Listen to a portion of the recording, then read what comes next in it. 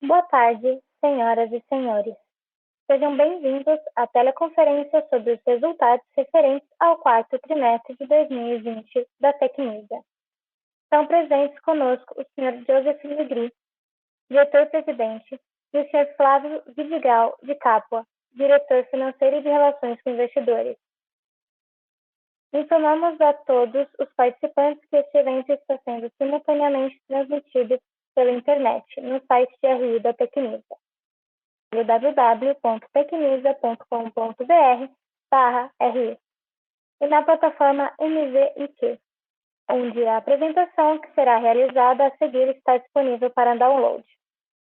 Informamos também que os participantes estarão apenas ouvindo a teleconferência durante a apresentação da companhia, e em seguida iniciaremos a sessão de perguntas e respostas quando mais instruções serão fornecidas. Caso algum dos senhores necessite de alguma assistência durante a conferência, queiram, por favor, solicitar a ajuda de um operador digitando *0. Antes de prosseguir, gostaríamos de esclarecer que eventuais declarações que possam ser feitas durante esta teleconferência, relativas às perspectivas de negócios da companhia, projeções e metas operacionais e financeiras, constituem-se em crenças e premissas da diretoria da Tecnisa, bem como informações atualmente disponíveis. Considerações futuras não são garantias de desempenho e envolvem riscos, incertezas e premissas, pois se referem a eventos futuros e, portanto, dependem de circunstâncias que podem ou não ocorrer. Investidores devem compreender que condições econômicas gerais, condições da indústria e outros fatores operacionais podem afetar os resultados futuros da empresa e podem conduzir a resultados que diferem materialmente daqueles expressos em tais considerações futuras. Gostaria agora de passar a palavra para o Sr. Joseph Legris, que iniciará a apresentação. Por favor, Sr. Joseph, pode prosseguir. Obrigado. Boa tarde a todos, bem-vindos à nossa teleconferência de resultados, quarto trimestre de 2020 e do ano de 2020. Ano esse que foi marcado pela pandemia, um ano de muitas mudanças, e muitas mudanças que, na nossa visão, vieram para ficar, em alguma extensão. Entre elas, destacamos a busca por apartamentos maiores, apartamentos com vista, o advento do trabalho remoto. Obviamente, hoje todo mundo em trabalho remoto, mas no futuro, em algum grau, isso vai permanecer, o que faz com que a cidade também acabe tendo um efeito de descentralização. Vou ter prazer em comentar esse assunto se alguém quiser perguntar mais para frente. Nossos destaques do ano de 2020 foram as vendas do estoque, que superaram as nossas expectativas. Tivemos uma VSO líquida de 68%. E a retomada dos lançamentos. Acabou ficando para o finalzinho do ano, mas lançamos 2 projetos. Além disso, adquirimos mais 8 terrenos para o nosso Land Bank. Depois vamos detalhar um pouco os números disso também. 2021 é uma situação de curtíssimo prazo, onde a economia vive um momento bem complexo, aumentos de restrições, desemprego, problemas de saúde e a inflação. A inflação que atinge todos os setores, mas atinge bastante o setor da construção. E sobre isso eu tenho a dizer que não tem outra saída a não ser repassar os custos para o comprador. Não tem jeito, o terreno não mudou de preço, a obra ficou mais cara, então nós vamos ter que lançar, eu imagino todo o mercado, ninguém vai lançar para perder dinheiro, vai ter que lançar por preços mais altos. E aí nós vamos ter que observar como que o mercado vai reagir a esse aumento, como que ele vai absorver. Mas com a vacinação em andamento, a gente espera que o cenário melhore e tudo volte ao normal. Ainda para 2021, uma combinação de fatores, eu acredito que vai continuar favorecendo o nosso setor, que é a disponibilidade de crédito, várias linhas com novos indexadores, e a taxa de juros, que apesar da subida recente e da previsão de continuar tendo alguns incrementos, ainda é uma taxa que nós entendemos que ela é razoável para o financiamento, para o custo de oportunidade da nossa atividade. Já vivemos situações de taxas de juros muito mais altas e, mesmo assim, conseguimos navegar. Então, eu ainda acredito que o patamar é bom para nós. Falando aqui na apresentação, o slide 4, a estratégia, na verdade, ela permanece muito focada no land bank, né? Apesar de a gente já ter adquirido bastante land bank, a gente continua atento para oportunidades na região metropolitana de São Paulo, bairros com boa infraestrutura, principalmente focado em 2 a 4 dormitórios, VGVs de 60 a 140 milhões, metro quadrado de 10 a 12 mil de venda, tá? Por aí é o nosso carro-chefe, podendo fazer também produtos um pouco mais baratos e alguns um pouco mais caros. Vamos continuar com a estratégia de aumentar o volume de lançamentos, né? Não estamos alterando, apesar desse curto prazo desafiador com stands fechados, mas para o ano a gente mantém o nosso guidance, promovendo medidas ainda de reforço de caixa e acompanhando todos os desdobramentos da pandemia. E sobre os terrenos que não são estratégicos, a gente continua ativamente buscando uma forma de se desfazer, seja via venda ou permuta. No slide 5, que nós mostramos o nosso guidance, que a gente comunicou, a faixa inferior de 1,2 bi, a gente já tem 23% atingido, né, e temos total confiança que até o final do ano a gente vai atingir o resto. Temos 8 projetos em aprovação na prefeitura, e no slide número 6, a gente mostra os 2 empreendimentos que foram lançados em dezembro de 2020, e o nosso próximo lançamento, o Highlight Campo Belo, que a princípio seria lançado até no final de março, mas pela fase vermelha acho que vai ser difícil a gente fazer o lançamento, a gente vai ter que esperar o stand abrir, mas os corretores continuam trabalhando na pré-venda, com material digital e etc. Slide número 7, a gente mostra as aquisições de terreno, desde o follow-on até fevereiro de 21, já somamos 1,8 bi de land bank, e temos ainda mais praticamente 100 milhões opcionados, então estamos falando de 1,9 bi. Continuamos monitorando e aí o mapa mostra para vocês os bairros que a gente está atuando. Slide número 8, eu queria explicar aqui, eu acho que é um movimento importante que a gente fez, um negócio muito positivo. Nós adquirimos um terreno no bairro dos Jardins, na Alameda Lorena, esquina com a Consolação. Um terreno de 2.600 metros, que ainda possivelmente pode até ser ampliado. E lá nós vamos desenvolver 2 torres. Uma torre de 4 dormitórios, residencial, e a outra torre, usando o benefício não residencial, vamos fazer flats e estúdios. E o que a gente fez com a JFL e com a AW, que são empresas do ramo imobiliário, que têm um foco também em renda, nós fizemos um acordo onde eles ficaram sócios do projeto, e nós vamos fazer no futuro uma cisão dessa SPE, onde eles vão ficar com a torre do Flat Studio e a gente vai ficar com a torre dos 4 dormitórios. Por que esse movimento é muito interessante para nós? Apesar de não gerar nenhum resultado no começo, né, a gente fez uma venda de participação, praticamente ao custo do terreno, mas a gente sabe que o estúdio, o flat, eles vendem por um valor mais baixo do que o 4 dormitórios. Então, a margem do 4 dormitórios é maior. Uma está subsidiando a outra. Quando você compra o terreno, você faz a conta na média, e se ela te interessa, for viável, você adquire o terreno. Então, ao não fazer a torre de estúdio e flat, a gente concentra a margem que nos sobra é uma margem maior do que a gente opera tradicionalmente. Então, por isso que eu acho que é um movimento bom para nós, tem um projeto muito legal, uma margem bem bacana, acima da margem tradicional, e o prédio vai ser operado por eles, que eles já têm uma tradição em operação e serviços, vão oferecer serviços, e a gente entende que isso vai criar uma sinergia e vai agregar valor e valorizar o nosso empreendimento residencial. Tá? Então, eu estou muito feliz com essa parceria com o pessoal da JFL e da Atie Von Hatt, e então eu acho que vai trazer muito benefício para nós. Eu vou passar então a palavra para o Flávio Vidigal, nosso CFO, que vai apresentar em detalhes o desempenho operacional e financeiro do trimestre e do ano. E no final da apresentação eu fico à disposição para perguntas. Tá bom? Obrigado.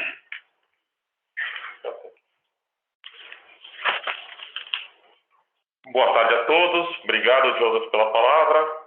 Passando para a sessão de desempenho operacional, onde falamos de vendas. O Joseph já abordou esse assunto na introdução, mas só reforçando, tivemos o melhor trimestre de vendas no ano de 2020, foi o quarto trimestre. Tivemos um volume de vendas brutas de 122 milhões, parte Tecnisa. As vendas líquidas montaram 112 milhões de reais e, como os senhores podem ver no gráfico de baixo, foi o melhor trimestre do ano, como eu mencionei. No terceiro trimestre, nós tínhamos feito 88 milhões de vendas líquidas e passamos para 112 milhões de vendas líquidas no quarto trimestre. Passando para o slide 11, a gente pode ver o reflexo, nós podemos ver o reflexo disso na evolução do estoque. Nós procuramos mostrar para os senhores a redução expressiva que houve dos estoques concluídos da companhia e dos estoques de maneira geral. Saímos de um total de 1 bilhão e 27 no final de 2017 e chegamos no quarto trimestre de 19 em 413 milhões e agora no quarto trimestre de 2020 em 359 milhões de reais. Sendo que desse valor, 231 milhões são de lançamentos do quarto trimestre e 128 milhões de unidades concluídas. Com isso, como os senhores podem ver nos gráficos abaixo, houve uma melhora substancial aqui e uma evolução dos imóveis, uma mudança nos imóveis concluídos. No terceiro trimestre, nós tínhamos 96% do estoque concluído e passamos agora a 64% de estoques concluídos. E 64% em construção e 34% concluído. Desculpem. Em termos de distribuição geográfica, já como o Joseph mencionou na estratégia, 78% do nosso estoque já está localizado em São Paulo, aderente à estratégia da companhia. As demais geografias representam mais ou menos 10% cada uma, Distrito Federal e Paraná, como os senhores podem ver. Também vindo de um terceiro trimestre em São Paulo de 43%. No slide seguinte, slide 12, houve uma evolução substancial no land bank da companhia, passamos a 5,3 bilhões de reais, sendo que desses 5,3 bilhões, 2,6 bilhões o projeto Jardim das Perdizes, a parte Tecnisa, e destacamos as aquisições que foram feitas no quarto trimestre. Adquirimos terrenos na Chácara Clabin, Ipiranga, Jardim Paulista e Jardim Prudência, com VGV potencial de 647 milhões. E acabamos também colocando a informação do primeiro trimestre. Adquirimos também no primeiro trimestre, até o momento, 208 milhões de VGV, com 2 terrenos, um situado na Chácara Flora e outro na Saúde. E mantemos a estratégia de monetizar os ativos não estratégicos, com destaque para geografias marcadas em cinza escuro, que é o Paraná, Curitiba, Fortaleza e Manaus. No slide seguinte, só passando rapidamente, no trimestre repassamos 29 milhões de reais, representados por 152 unidades, e no ano um volume de 133 milhões, representados por 706 milhões. É natural que o repasse para bancos ele diminua um pouco, porque a gente tem feito bastante carteira própria, e eu vou abordar esse tema um pouquinho mais para frente, que os senhores vão ver que fizemos também uma transação envolvendo a carteira no primeiro trimestre. Passando para o slide 15, onde abordamos os indicadores financeiros. Nossa receita líquida foi de 37 milhões de reais. O lucro bruto ajustado do quarto trimestre ficou em linha com o do terceiro trimestre de 20, na casa de 7 milhões de reais, e no ano 24 milhões de reais. Destacamos bastante o nosso rigor com as despesas administrativas, não obstante a inflação ter evoluído, aí, o IGPM ter ficado próximo a 30% nos últimos 12 meses. A gente tem mantido o nosso G&A no patamar de 17 milhões de reais, como os senhores podem ver. E o resultado líquido, o nosso prejuízo tem diminuído. A gente, no terceiro trimestre, tinha um prejuízo de 35 milhões e agora tivemos um prejuízo de 31 milhões de reais. Lembrando que aqui não foram ainda considerados para efeito de resultado os 2 lançamentos que nós fizemos no quarto trimestre de 20, que encontram-se com a cláusula suspensiva. É esperado o resultado desses lançamentos no segundo trimestre, eventualmente. Passando para o slide seguinte, para a seção seguinte, na verdade, de posição financeira, slide 17. A gente está com um patrimônio líquido ao redor de 791 milhões de reais. Tivemos uma evolução na carteira de recebíveis totais para 192 milhões de reais. E um aumento, a gente destaca esse aumento na carteira desde o quarto trimestre de 19. E a gente vinha falando que a posição manter uma carteira de recebíveis saudável sempre é potente, que isso poderia ser transformado em caixa a qualquer momento.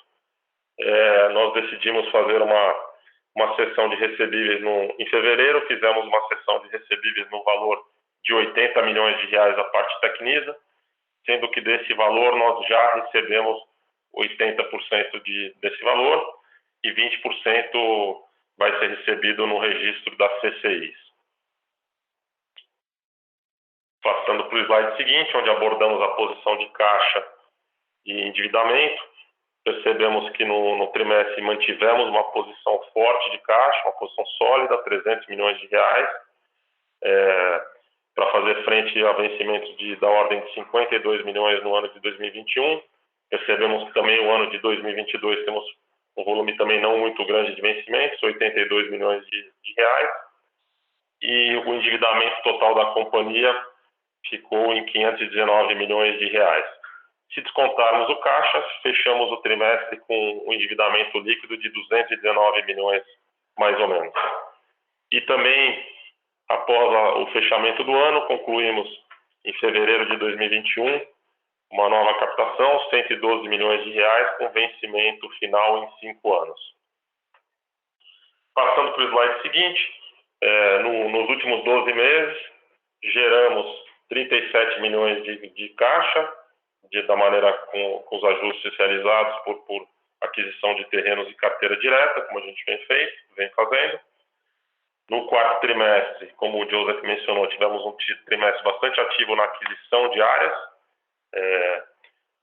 Investimos 71 milhões de reais em terrenos e em termos de carteira direta, tivemos uma evolução de 16 milhões de reais na carteira direta. Passando para o último slide da apresentação, slide 20, mostramos o nosso endividamento sobre PL numa posição bastante confortável, de 28%, tanto considerando endividamento líquido como endividamento corporativo líquido, isso porque a gente ainda não tem dívidas de SFH. E embaixo a gente vê um endividamento corporativo líquido mais recebíveis performados sobre o PL no patamar de 5%, que é bastante saudável. E aí a gente procurou mostrar qual seria o efeito da transação que nós fizemos no primeiro trimestre, até o momento, a cessão de recebíveis. Ela representa uma entrada de caixa na companhia. Se considerarmos o caixa dessa transação no primeiro trimestre, o indicador endividamento líquido sobre PL seria de 18%. Lembrando que uma parte da transação está pendente de registro da CCIs, 20%. Né? Então, isso pode variar um pouco aí em relação ao fechamento do primeiro trimestre de 21. Com isso, encerramos a apresentação e passamos para a sessão de perguntas e respostas. Obrigada. Iniciaremos agora a sessão de perguntas e respostas para investidores e analistas. Como esta teleconferência está sendo simultaneamente traduzida para inglês, pedimos atenção para que, primeiramente, sejam feitas as perguntas em português e, posteriormente, abriremos espaço para as perguntas em inglês. Pedimos que as perguntas em inglês sejam feitas de uma só vez. sem follow-up pelos participantes. Caso haja alguma pergunta, por favor, digitem *1. Se a sua pergunta for respondida, você pode sair da fila digitando a tecla sustenida. As perguntas serão atendidas na ordem em que são recebidas. Solicitamos a gentileza de tirarem o fone do gancho e efetuarem a pergunta. Dessa forma, uma ótima qualidade de som será oferecida. Por favor, aguardem enquanto coletamos as perguntas. Senhor Gustavo Cambaúva, do BTG Pactual, gostaria de fazer uma pergunta. Oi, boa tarde, pessoal. Eu queria fazer aqui 3 perguntas, na verdade. A primeira, vocês podiam comentar um pouco essa parceria, né, que o Joseph falou até com o JFL e a W, né? Eu queria entender um pouco, talvez, se existe aí, se vocês cogitam a possibilidade de eventualmente fazer mais projetos nesse tipo de parceria, né? Se esse primeiro é para eventualmente testar o modelo, ver como é que funciona e se já tem algum tipo de discussão, isso eventualmente poderia ter alguma recorrência um pouco maior para frente.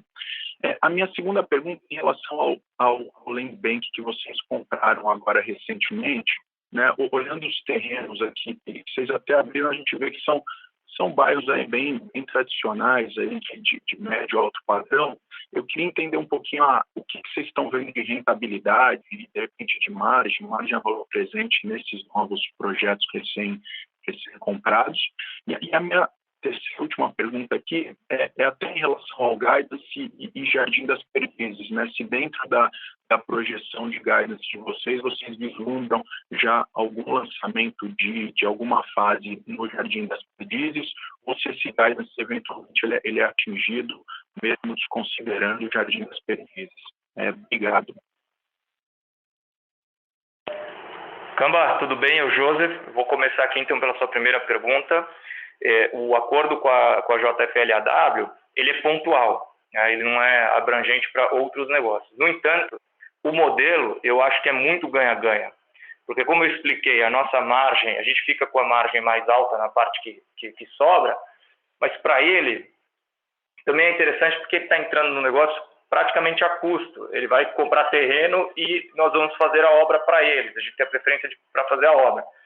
Então também é bom, porque eles vão pôr para alugar, eles vão ter um retorno em cima do custo praticamente, né? Então é ganha-ganha, a gente tem interesse em fazer mais, eles são muito focados em bairros nobres, e como você mesmo comentou, nosso Land Bank, a gente está num entorno aí que não é super subúrbio, mas também não é Jardins, Itaim, então podem ter outros players que se interessem nesse modelo. Então, a gente vai buscar ativamente fazer isso, mas de concreto nós só temos, por enquanto, esse negócio para anunciar.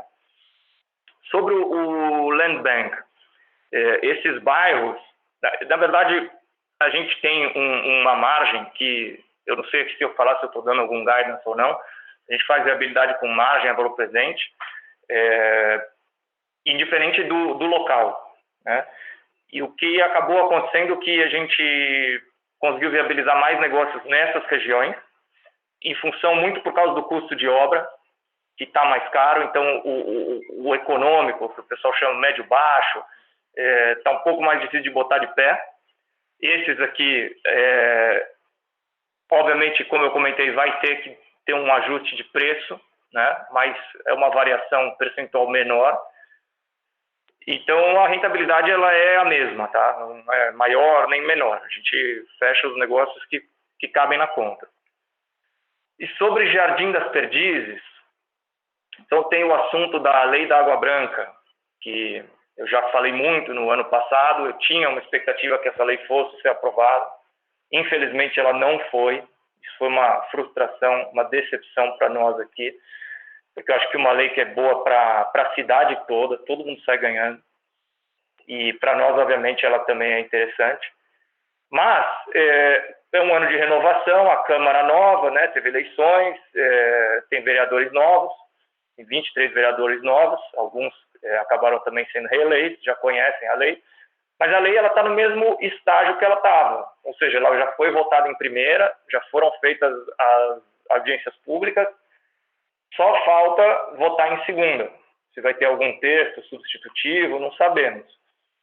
Então, continuamos acreditando que a lei vai ser aprovada. Ela é uma lei boa, de novo, para a cidade, para o mercado, para os moradores, para o município, arrecadação, emprego, é para todo mundo.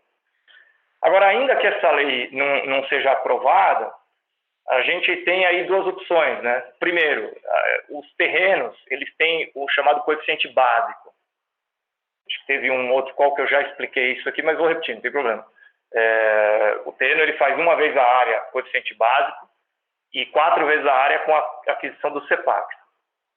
Como nossos terrenos lá são grandes, a gente está desenvolvendo projetos para lançar 1/4 do terreno com o coeficiente básico e no dia que o CEPAC aparecer, leve quanto tempo levar, a gente compra essa diferença e lança as outras 3 vezes, né?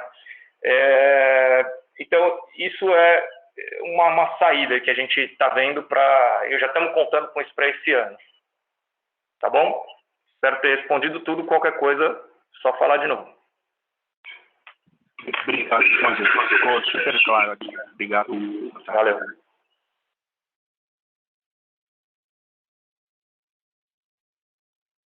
O senhor Pedro Zaniolo, do Condor Insights, gostaria de fazer uma pergunta. Boa tarde, gente. Obrigado por pegar a pergunta. Eu queria saber, agora com a piora da pandemia, com essa segunda onda e cada vez mais medida restritiva por parte dos governos, se o calendário de lançamento de vocês pode ser afetado de alguma forma. Essa primeira, e a segunda é sobre a comparação com outras companhias do setor. A velocidade de vendas de vocês está um pouco lenta ainda. Já começou a acelerar no primeiro trimestre de 21? Obrigado.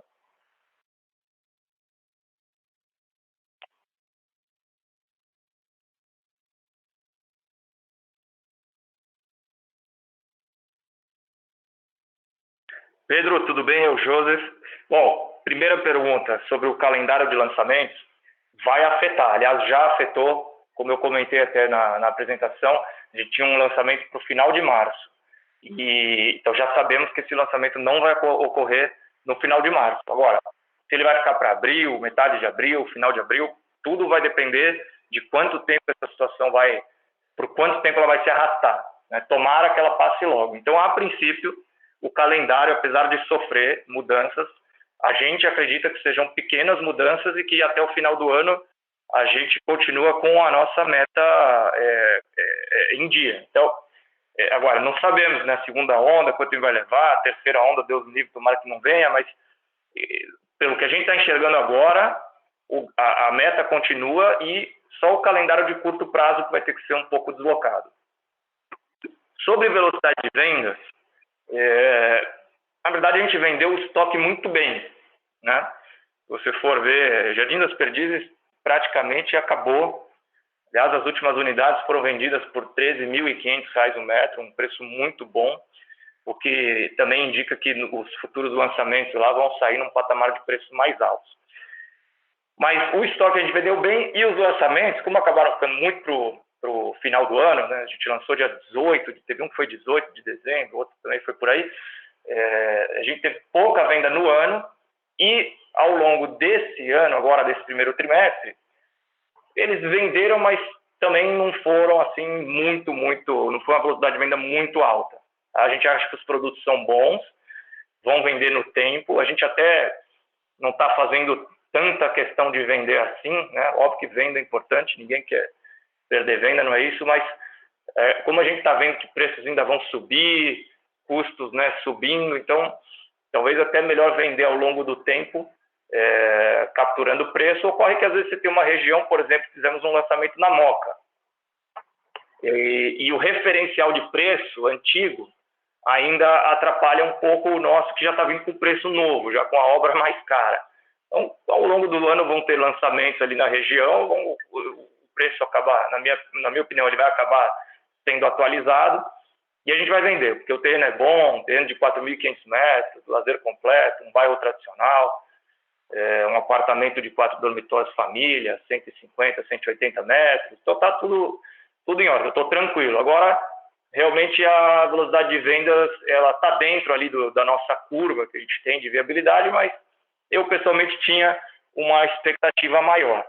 Mas no todo, 2020 tivemos um VSO bom e a tendência agora com novos lançamentos a gente também fazer um VSO. Temos alguns projetos aí no Land Bank muito especiais, eu não vou aqui também ficar falando um por um, mas ao longo do ano, conforme a gente for lançando, eu acredito muito. Um deles eu comentei, esse da Lorena com a Consolação.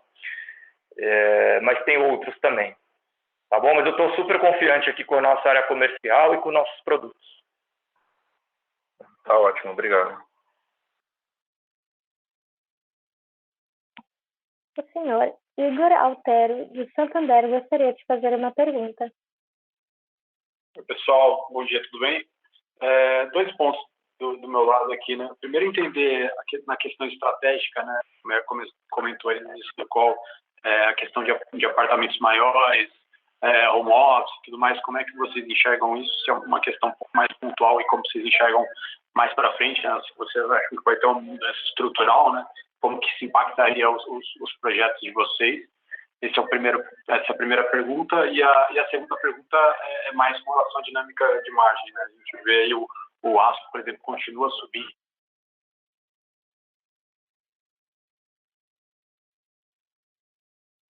Eu tive um problema aqui.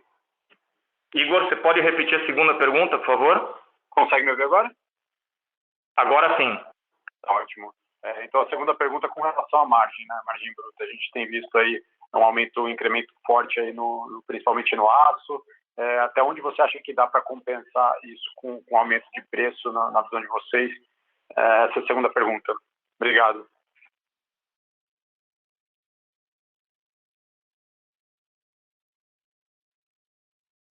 Igor, a primeira pergunta é um tema que me interessa muito. A gente vem estudando o fenômeno do trabalho remoto desde o começo da pandemia e como é que isso impacta no nosso negócio. Para os residenciais, a gente entende que, antes de mais nada, a gente acha que o trabalho remoto veio para ficar, não do jeito que ele está sendo feito hoje, não em casa, não 5 dias por semana, mas talvez uma vez por semana ou 2, em algum lugar próximo de onde a pessoa mora, ela pode trabalhar remoto, porque a gente sabe que a realidade do brasileiro não é, para fazer home office, não é a mais adequada, né? Talvez a diretoria, a gerente, mora num apartamento legal, tem lá um ambiente, mas uma família que mora num apartamento de 50 metros não vai ter lá o ambiente para o home office, né? Então, número 1, o que nós fizemos? Nos nossos empreendimentos novos, na área comum do prédio, no térreo, a gente fez algumas estações de trabalho para a pessoa poder trabalhar de lá. Então, quando todo mundo falava que tem que ter home office, espaço de home office nas plantas, a gente falou, não, o cliente não vai pagar por isso. Mas a gente pode colocar no térreo, de forma compartilhada, a pessoa pode usar, uma vez ou outra, quando ela for precisar. A outra questão é que está bem claro que a grande maioria das empresas não vai mais ter esse modelo de 5 dias por semana. O tal do modelo híbrido, pelo que as pesquisas aí indicam, vai prevalecer. Então, quanto menos vezes por semana a pessoa precisa ir até o escritório, mais longe ela está disposta a morar. E aí, ao morar mais longe, ela pode morar num apartamento maior. Essa é a visão que a gente tem de busca de apartamentos maiores e em bairros mais tradicionais, um pouco mais afastados do grande centro, do eixo comercial. E outra visão que a gente tem, como eu falei, de trabalho, aí eu estou falando já do produto não residencial, que a gente sempre faz nos projetos, por conta do benefício do zoneamento. Aliás, é até um item que todo incorporador ele se preocupa, né? Com o que eu vou fazer com essa área não residencial? A maioria hoje faz flat de hospedagem, estadia de longa permanência, mas primeiro eu acho que tem muito lançamento de flat no mercado, estúdio, e segundo que dependendo do bairro, uma coisa é fazer um flat em Pinheiros, no Itaim, na Vila Olímpia, outra coisa é quando você está no Ipiranga, na Moca, né? Nada contra esses bairros, mas não é o lugar onde o solteirão quer morar, né? Então é mais o bairro família. O que a gente enxergou para o NR para esses bairros? Fazer exatamente o produto comercial, não fosse um cowork de low cost, para as pessoas poderem trabalhar remota, né? Eventualmente as empresas vão subsidiar isso para os seus funcionários. O funcionário pode ter um passe, assim, tipo um Gym Pass, onde ele pode trabalhar onde ele quiser. A gente está enxergando isso, estamos fazendo parcerias com algumas empresas do ramo de coworking que operam e até para adquirirem essas áreas, para explorar a renda dessas estações de trabalho. Tá? Isso aí eu vou também divulgando ao longo do tempo, conforme for tomando forma e eu vou mostrando mais. Mas, basicamente, essa é a visão que a gente tem das mudanças que impactam o nosso negócio. E aí, sobre a margem, vou passar para o Flávio, que é a segunda pergunta. Rigor de margem, no nosso caso, a gente tinha uma situação em que a gente vinha do momento em que as obras que a gente tinha em andamento, elas já tinham esses serviços contratados, né? Então a gente não teve impacto nesses projetos, né? A gente estava numa situação peculiar aí de mercado, né? Que a gente não tinha muitos projetos em andamento em fase inicial, né? Então, nos projetos passados a gente entende que não tem esse efeito. E nos novos, acho que o Joseph abordou um pouquinho isso, nós já consideramos aí a nova realidade de custos, né? E aí provavelmente vai existir um reflexo no preço, como o Joseph comentou. Então a gente não espera perda de margens neste momento aí, de margens brutas em função do aumento dos insumos, no nosso caso, né? Para a indústria, daí vai depender um pouco de cada empresa e de que segmento que está atuando, né? A gente vê uma pressão maior potencialmente nos segmentos de baixa renda que tem o repasse na planta, eventualmente, né? Acho que é isso. Tá ótimo, pessoal. Obrigado. A senhora Gabriela Moraes, do Itaú, gostaria de fazer uma pergunta. Boa tarde, pessoal. Obrigada pela apresentação. 2 pontos aqui do nosso lado. O primeiro deles com relação aos lançamentos. E aí, ainda nesse ponto de margem, eu queria um pouquinho de cor de como como foram as margens desses 2 lançamentos do TRI. E ainda em lançamento, queria entender também como está tendo a demanda para esses lançamentos, se deu uma acelerada nas vendas desses projetos agora no primeiro TRI de 21. E o segundo ponto é com relação ao caixa e alavancagem de vocês. A gente queria entender se a alavancagem deve estabilizar um pouco agora, que vocês já conseguiram adicionar aí uma quantidade relevante de terreno no land bank de vocês, ou se a gente ainda deve esperar queima de caixa para frente, até por evolução de construção. Bom, é isso do nosso lado. Obrigada, pessoal.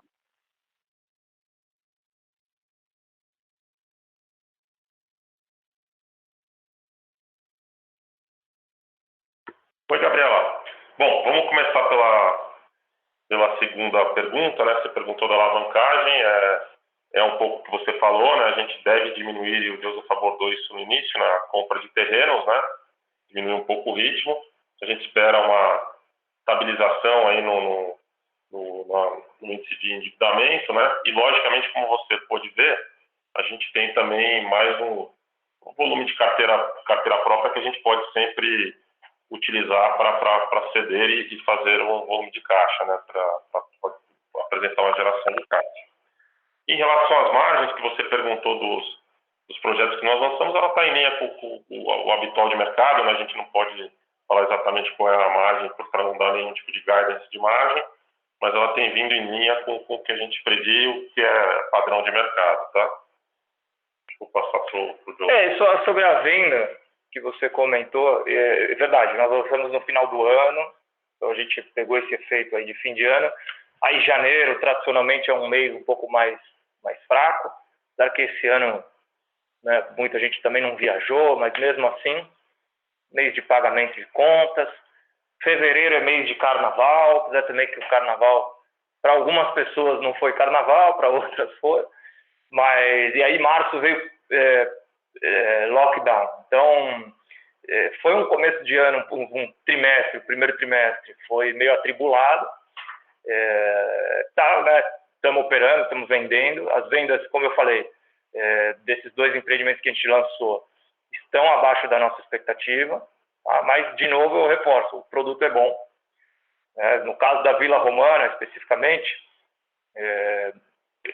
nós temos o não residencial lá, que a gente ainda não abriu oficialmente as vendas, né? Está lançado, mas A gente está tentando uma solução parecida com essa da JFL que a gente fez, talvez dê, talvez não dê, talvez ele vá ser vendido no picadinho. Então, isso pesa um pouco também para baixo no desempenho das vendas.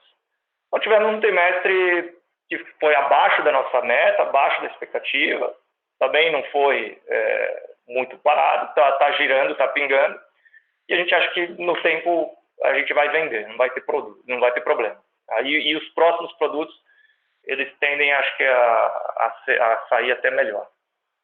Uma coisa que a gente acabou fazendo nesse projeto da Moca e da Vila Romana, a gente lançou só com a nossa equipe de corretores, né, sem a imobiliária terceira.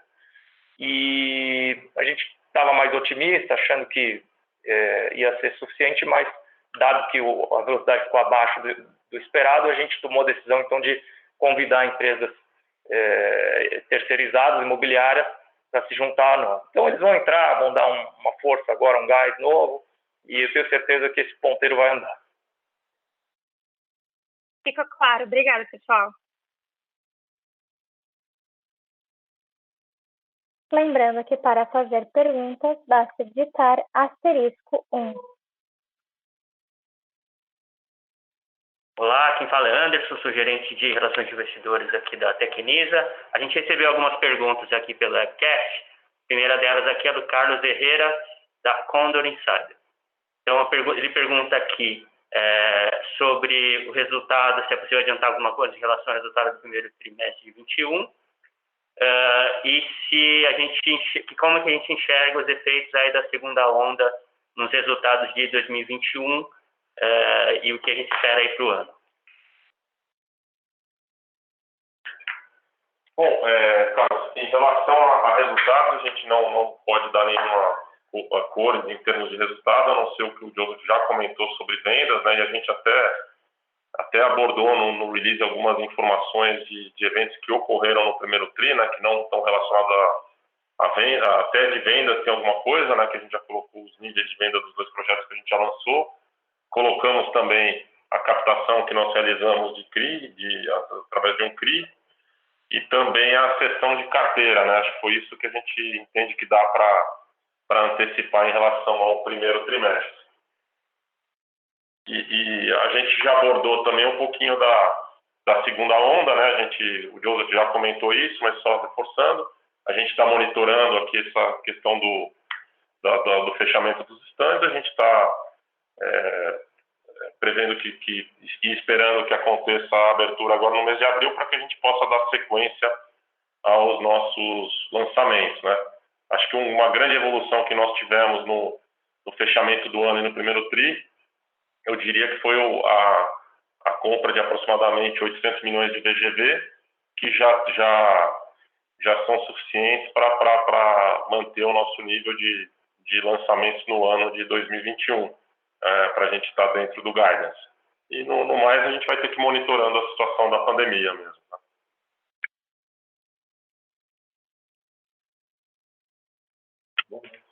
Bom, o Henrique Ribas tem uma pergunta aqui também, com base no guidance, em que momento que a gente espera o turnaround em termos de prejuízo para lucro? Henrique, a gente não tem uma data precisa, né, em relação a esse tema, nem poderíamos dar o disclosure disso, mas eu vou te passar um pouco do que é dinâmica, né? Normalmente, no momento que a gente lança um projeto, por uma questão contábil, a gente começa a ver o resultado dele começa a aparecer no nosso balanço, usualmente depois de uns 6 meses que a gente lançou, que é quando começa a obra e a gente começa aí, o termo que a gente usa na indústria, né, e contabilizando ou focando esses lançamentos, né? Então, com isso, à medida que eu vou tendo mais lançamentos, depois desse período que eu falei, que usualmente é 6 meses, a gente já começaria a vendo o resultado de cada empreendimento desse no nosso balanço, né? Então, acho que você vai acompanhando essa evolução ao longo do ano de 2021. Só para complementar, Henrique, assim, acho que a gente tem muita coisa boa para acontecer, né? A foto, às vezes, pode não ser boa quando você olha o resultado do trimestre, porque, como o Flávio falou, tem muita coisa ainda por reconhecer, o custo fixo pesa, o custo financeiro. Mas, no tempo, a gente tem, fora os lançamentos, que a gente está voltando lançamento, venda, isso gera lucro bruto, dilui o custo fixo, gera resultado. A gente ainda tem o Jardim das Perdizes, que o preço lá está super valorizado, que vai representar uma margem muito boa para nós. Nós temos essa parceria que eu falei da JFL e AW, que vai gerar também no futuro um VGV, que é um VGV bem alto, com uma margem também bem mais alta que a tradicional. Então, para o futuro, isso vai virar um resultado legal. E a gente ainda tem aqueles 3 projetos que a gente fez com a HIG, que foi antes do follow-on, a gente não estava com aquela estrutura de capital ideal para assumir um lançamento novo, a gente ficou com 20%, eles com 80%. Só que a gente tem um promote fee, que acima de uma certa rentabilidade, a gente fica com praticamente metade do lucro do projeto. Então, com 20%, a gente pode chegar quase a metade do lucro do projeto. Esse promote também no tempo, esses 3 projetos estão super bem vendidos, praticamente 100% já todos. As obras estão andando, estão no prazo, estão no custo antigo, porque a gente fechou bons contratos lá, então sem previsão de estouro, sem previsão de atraso. Então, tudo indica que a gente também vai fazer jus a esse promote. Então, são boas notícias que a gente tem aí, mas que elas vão vir com o tempo. Infelizmente, agora a foto, que nem eu falei, a foto pode não ser muito boa, mas o filme é muito bom.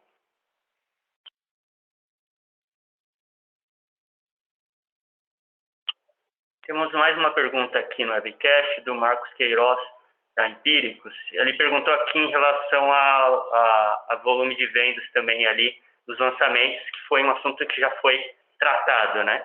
Então, com isso, a gente encerra aqui as perguntas do webcast. Vamos chamar aqui para ver se tem mais alguma pergunta no telefone, por favor. Lembrando que para fazer perguntas, basta digitar *1.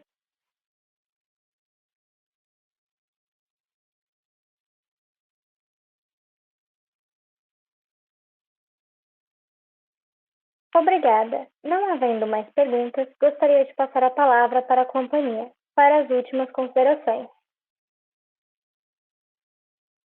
Bom, pessoal, então é isso. Obrigado a todos. Obviamente que estamos à disposição para qualquer dúvida. A nossa área de RI está aqui. E desejo a vocês, então, uma boa tarde. Espero reencontrar todos na próxima apresentação. Que fiquem todos bem, todos saudáveis. Deus ajude que essa pandemia acabe logo e as coisas voltem ao normal. Obrigado a todos. Um abraço. Obrigada. A teleconferência de resultados da Tecnisa está encerrada. Desconectem suas linhas e tenham uma boa tarde.